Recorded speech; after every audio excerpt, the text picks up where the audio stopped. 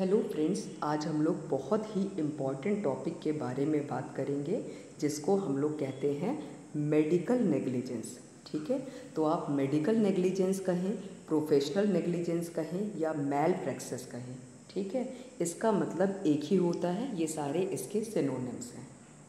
Negligence के बारे में अगर हम लोग कहें तो नेग्लिजेंस सबसे पहले डिफ़ाइन किया था एल्डरसन ने। ठीक है, एल्डरसन दो चीज़ों को लेकर चले थे, एक्ट ऑफ कमीशन और एक्ट ऑफ ओमिशन। अब मेडिकल नेग्लिजेंस की अगर हम डेफिनेशन के बारे में बात करें तो वो कहता है absence of reasonable skill and care. दो टर्म इन्होंने इस्तेमाल किया। क्या इस्तेमाल किया? एब्सेंस है किसकी? रीजनेबल स्किल की और केयर की, या हम कहें विलफुल नेग्लिजेंस है किसका? क्योंकि बात हो रही है मेडिकल नेग्लिजेंस की, तो विलफुल नेग्लिजेंस है मेडिकल प्रैक्टिशनर का in the treatment of the patient जो कॉज कर देता है इंजरी या डेथ ऑफ द पेशेंट। तो डॉक्टर साहब के नेग्लिजेंस की वजह से, ठीक है, क्या हुआ?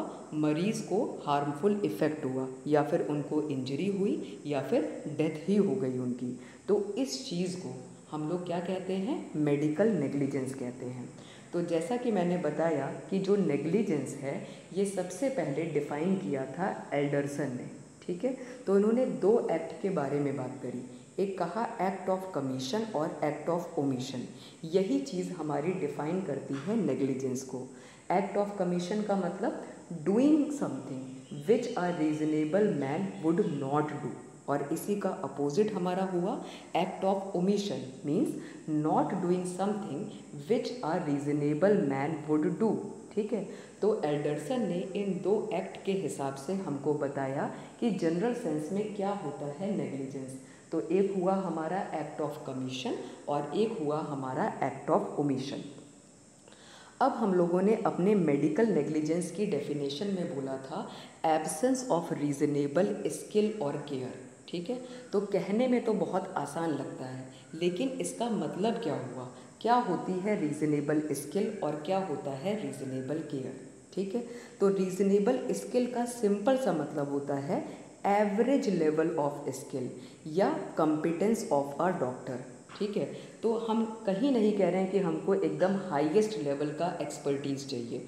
जो भी एवरेज लेवल की स्किल होती है या कॉम्पिटेंस होता है डॉक्टर का, उसी चीज़ को हम लोग रीजनेबल स्किल कहते हैं। ठीक है, डॉक्टर कॉम्पिटेंट हैं। क्यों कॉम्पिटेंट हैं? क्योंकि उन्होंने 5.5 ईयर का अपना MBBS कोर्स किया है। ठीक है, तो इसलिए आप मान कर चलते हो कि हाँ, डॉक्टर साहब कॉम्पिटेंट हैं और उनके पास एवरेज डिग्री की, इसी को हम लोग क्या कहते हैं? रीजनेबल डिग्री की स्किल है। ठीक है, जो कि उनके दूसरे पीयर ग्रुप के पास भी होती है। तो इसी एवरेज लेवल ऑफ स्किल को आप रीजनेबल स्किल कहते हैं। इसको आप एग्जाम्पल से समझिए, जैसे एक MBBS डॉक्टर हैं और एक MD या MS डॉक्टर है। ठीक है, तो MBBS डॉक्टर से आप सिर्फ इतना एक्सपेक्ट करते हो कि वो यूरिन को ड्रेन करने के लिए in a case of urinary retention insert कर ले फोलीज कैथेटर को। ठीक है, तो MBBS डॉक्टर के रिस्पेक्ट में ये जो रीजनेबल डिग्री ऑफ स्किल है वो केवल यही हुई। वहीं अगर MS सर्जन होते तो आप उनसे क्या एक्सपेक्ट करोगे रीजनेबल डिग्री ऑफ स्किल का? कि वो परफॉर्म कर लें लैप कोलिसिस्टेक्टमी। ठीक है, ये आप एक्सपेक्ट कभी भी MBBS डॉक्टर से नहीं करते। तो रीजनेबल स्किल का सिंपल सा मतलब होता है एवरेज लेवल ऑफ स्किल या कॉम्पिटेंस ऑफ अ डॉक्टर। अब एक शब्द हमारी डेफिनेशन में था रीजनेबल केयर। ठीक है, तो रीजनेबल केयर का भी यहाँ मतलब क्या हुआ? केवल और केवल एवरेज केयर एंड अटेंशन, इसी चीज़ को आप रीजनेबल केयर कहते हो। ठीक है, तो अगर डॉक्टर साहब का एक्ट जो है वो इन अकॉर्डेंस है with the general approved practice, ध्यान देना क्या? जनरल अप्रूव्ड प्रैक्टिस, तो आप बोलोगे कि हाँ, इन्होंने रीजनेबल स्किल और केयर को फॉलो किया था, इसीलिए ये अपने एक्ट में नेग्लिजेंट नहीं है। ठीक है, तो ये हमारी क्या हो गई? डेफिनेशन हो गई मेडिकल नेग्लिजेंस की। अब आता है कंपोनेंट्स होते हैं मेडिकल नेग्लिजेंस के, जिनको हम लोग कहते हैं 4Ds। ये 4D बहुत इम्पॉर्टेंट होते हैं। ठीक है, तो 4D का मतलब हुआ, पहला D का मतलब होता है duty, means existence of duty of care by the doctor. Second D का मतलब होता है डेरिलेक्शन, मीन्स ब्रीच और नेग्लेक्ट ऑफ आवर ड्यूटी।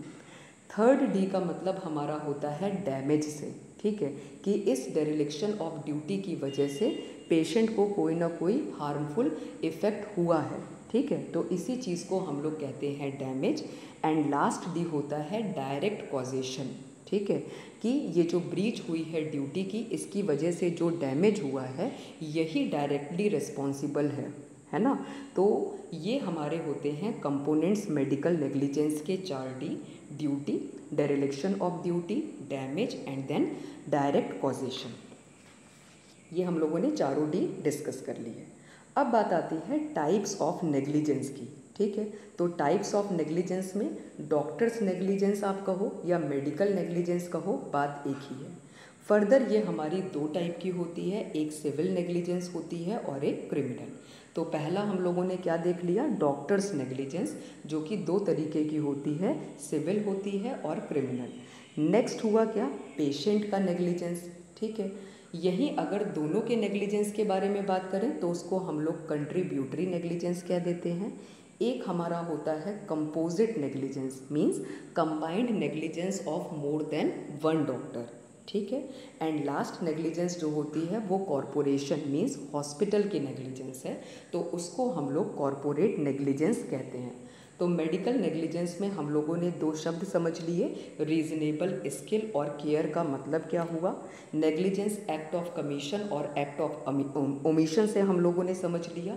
फिर रीजनेबल स्किल और केयर का रियल मीनिंग क्या होता है, 4 डीज हम लोगों ने समझ लिए। और उसके बाद टाइप में मेडिकल, सिविल और criminal, patient, contributory, composite and last one is corporate negligence.